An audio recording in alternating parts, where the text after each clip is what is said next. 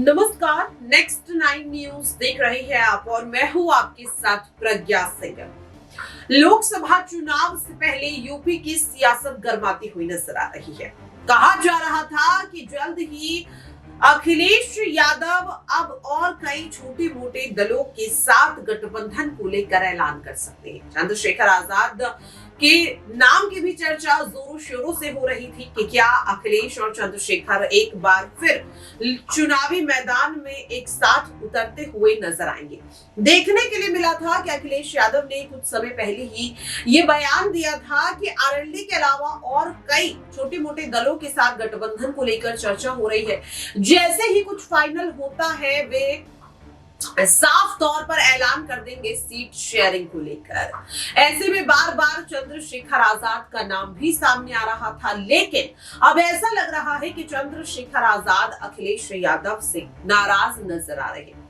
दरअसल आपको बता दें कि चंद्रशेखर आजाद हाल ही में नगीना पहुंचे थे, जहां पर वे जनता को संबोधित कर रहे थे। देखने के लिए मिला कि अखिलेश यादव पर बरसते हुए चंद्रशेखर आजाद नजर आए हैं, जिसके बाद माना जा रहा है कि शायद अखिलेश यादव को एक और बड़ा झटका लगता हुआ नजर आ सकता है। चंद्रशेखर आजाद इस वक्त सपा के साथ गठबंधन करने के मूड में नजर नहीं आ रहे हैं।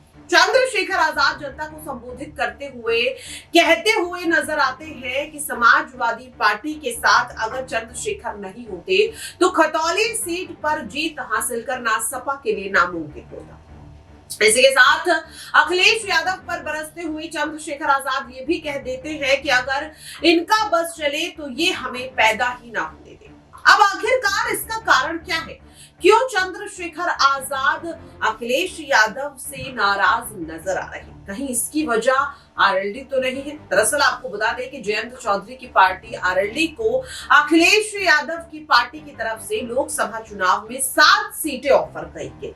वहीं दूसरी ओर अगर बात की जाए चंद्रशेखर आजाद की पार्टी की, तो पिछले चुनाव में चंद्रशेखर आजाद ने अपने लिए 5 से 6 सीटों की मांग की थी, लेकिन अखिलेश यादव ने साफ इनकार कर दिया।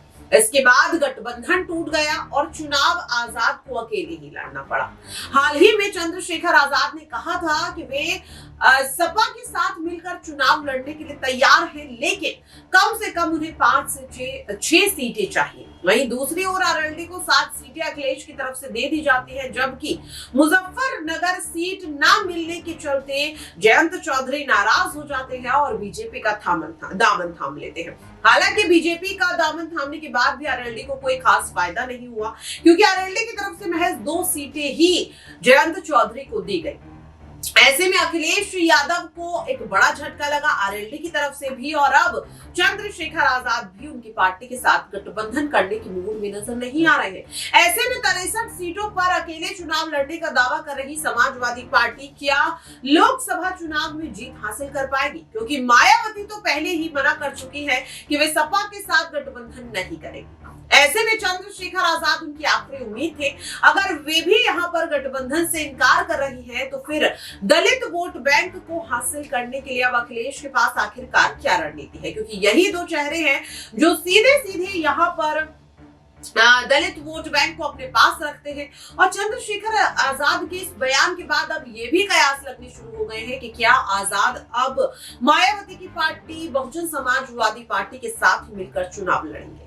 ऐसा होता हुआ भविष्य में नजर आएगा या नहीं, ये देखना काफी अहम रहेगा। लेकिन चंद्रशेखर आजाद के इस बयान ने कहीं ना कहीं अखिलेश यादव के घमंड को चकनाचूर कर दिया है। देखना होगा नाराज चंद्रशेखर आजाद को मनाने के लिए क्या अखिलेश यादव उनकी मांगों को पूरा करते हुए नजर आएंगे या फिर नहीं। फिलहाल के लिए इस खास रिपोर्ट में इतना ही। बाकी की अपडेट्स के लिए आप देखते रहिए नेक्स्ट 9 न्यूज।